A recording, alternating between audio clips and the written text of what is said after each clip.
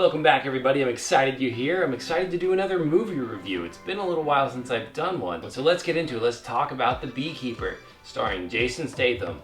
Jason Statham obviously is very well known for his action films, and he delivers, in my opinion, and we'll get into that. I'm trying to think of what the first Jason Statham movie I saw was. It might have been The Transporter, the first one. I'm not entirely sure, but it's a good bet. Anyway, he does great. I like his films. I wouldn't say they're my favorite movies or even my favorite action movies, but I think what's great about his movies is that he kind of consistently delivers. It's yeah, the story in this one kind of lacked, or the other characters weren't that good, but he's always gonna be almost the same character, honestly, but you kind of expect that, but you like the fact that he's this gritty, tough, and usually very courageous, bold character in his films. So that's always fun. And then he is truly a talented martial artist and stunt performer. So, and I mean, he's I think he's gonna be 57 this year. So, and he still brings it. So I was very impressed. So let's get into The Beekeeper, right? I remember not too long ago seeing a preview for this movie, and I'm sitting there watching it and I'm laughing in the theater. Not in a bad way, but it was just so outrageous and bizarre. And I was just what is this world? I'm in. So I go to the movie theater, I see it with a good friend of mine, and we just had a great time. So I'll kind of talk through the story a little bit, things I liked, things I didn't like, and give you kind of my overall sense of the movie. There's probably gonna be spoilers, so I'll just say right now, spoilers ahead, because I'll probably drop some by accident. The Beekeeper follows Jason Statham's character, who is a literal beekeeper at the beginning of the movie. He's keeping bees. And then Felicia Rashad, she has this big house out in the country, and he rents some space from her in the barn. That's kind of how they come into contact. He got rid of a hornet's nest for her, and she wants to feed him dinner. And so they have this really cool conversation. So while he's getting rid of the hornet's nest, she unfortunately becomes the victim of cybercrime and fraud and her identity being stolen. It's really sad, but they paint a picture of this, call center that's doing this to people everywhere, all over the country, potentially even other countries. Whatever, I don't know, but it's just that's their business. They've got this site where they're calling and scamming people. She loses everything, and that sets off a chain reaction because she can't deal with the weight of that, so she's not around. Let's just put it that way. So our beekeeper, he goes into the house for supper time. Food's burning on the stove. He walks in, realizes there's something off, and then her daughter, who's with the FBI, comes up behind him and arrests him. Obviously, it's really sad to see the turn of events that she's not there. So she suspects him. She doesn't know who he is. He's a tough guy. He had a knife in his hand. She doesn't know what to think. He's pretty quiet about the whole thing, but that sets everything in motion because we come to find out that he's a literal beekeeper, but then he's a beekeeper. And if you watch the movie, you'll know what I mean. Essentially, what this film is to me, it gave me this sense of kind of it's almost in a John Wick genre style.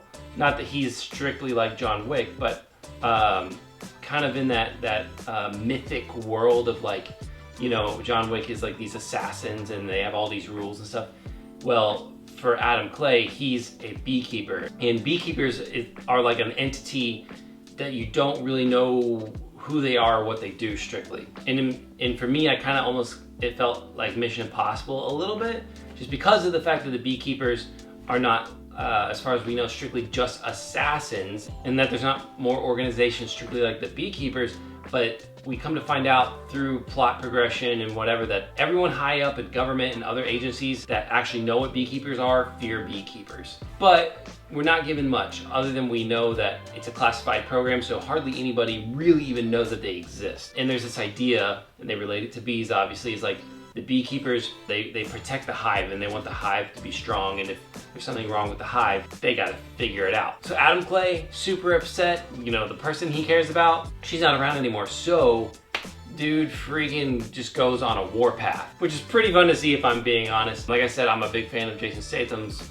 skills. So he calls in a favor to the Beekeepers because he's retired. I don't know why I did that, he is retired. But he calls into them and he's like, I need a favor. He's tracking these people down to the source, right? So he gets to the call center. And then from the call center, he's gonna figure out who owns the call center and so forth. So it sets off, he wants to get to the top of what's going on. But anyway, he gets to the call center, and you guys, that's one of my favorite moments in the movie is like when he gets to the call center and action really starts to go down. Because all these people are like so obnoxious and they're like vaping and it's just so ridiculous. And he's like trying to get their attention and they're just not listening to him and they're like, yeah, sure, whatever. And then he like takes a phone and just like slams it into this guy's face like 20 times. It's excessive, it's ridiculous, but I gotta be honest, it's kind of funny. I think it's meant to be, it's over the top, and then everyone, you know, he gets their attention and he makes them repeat after him. He's like, I'll never steal from the weak or the helpless again, and they're all like freaking out. And so that was pretty funny. And then obviously there's some guys who still don't take him seriously. Security comes in and he just, you know, wrecks them all, just lays them out flat. It's really a lot of fun to watch. So without giving all the spoilers, I already kind of set up the flow of the movie. It keeps going, he keeps figuring out. So it's this young guy played by Josh Hutcherson, I forget his character's name, something Danforth, who is running these call centers. And so again, as you go along in the story, you find out who he's connected to. And because of who he's connected to, Felicia Rashad's daughter, she wants to prevent him from going any further because she thinks he might do something like really crazy, but she's not 100% sure what his intentions are. Suffice it to say, he wrecks another call center. He takes out anyone that will get in his way that will prevent him from accomplishing his goal. It's a pretty intense progression of the film. It's very energetic. So I'll try not to spoil the entire thing, but as it gets to the end, it gets really intense. And is he gonna take out this kid who's running the call center? Is he gonna take out the person that he's connected to? What's his choice? And the daughter, what is she gonna do concerning Adam Clay as she comes to find out who Beekeepers are? And she's not, again, totally sure of what his motives are. He talks to her occasionally throughout the film, so she's kind of getting an idea of who he is, but you know, she wants to do the right thing. So, you know, it's not overly complicated, but it's a lot of fun. And again, I just think the quirkiness, kind of the over-the-top aspect of it, and the just full commitment to it is kind of what made the movie so enjoyable for me. And I really like the actors in it too. Like I said, I already like Jason. I like Felicia Rashad, I've always loved her. And honestly, Josh Hutcherson, I've always thought he's like a really good actor. And his character like is the worst. And he does a great job of making you dislike him. So he did great. And Jeremy Irons is in it, so that dude is always solid. So yeah, and Minnie Driver, she's not in it for like super long, but she's in it. So it's a nice cast and just an overall really fun film. And if you like action movies, I would definitely check it out. I didn't mention this earlier because there's like just a ton of action and I don't want to spoil everything. But there is one really cool scene that I liked where the villains tried to ambush him in his little barn where he's staying, and he just destroys them in the most ridiculous ways. So that was a pretty cool scene. Now, I don't know if it was my favorite Jason Statham movie, but I would say it's definitely up there. It was a lot of fun. And again, with his movies, I'm not expecting like, you know, Hamlet or something, or some super in detail, in-depth like story about, you know, the human psyche or what, you know, it's a fun action movie.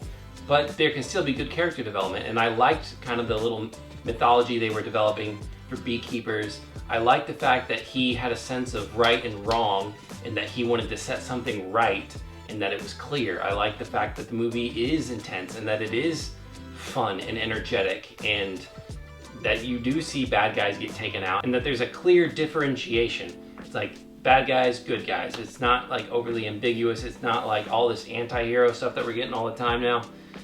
It's a pretty clear-cut, straightforward film that is, you know, it embodies a lot of the archetypal structures that we're used to and that we like, and that's why they've been around for so long.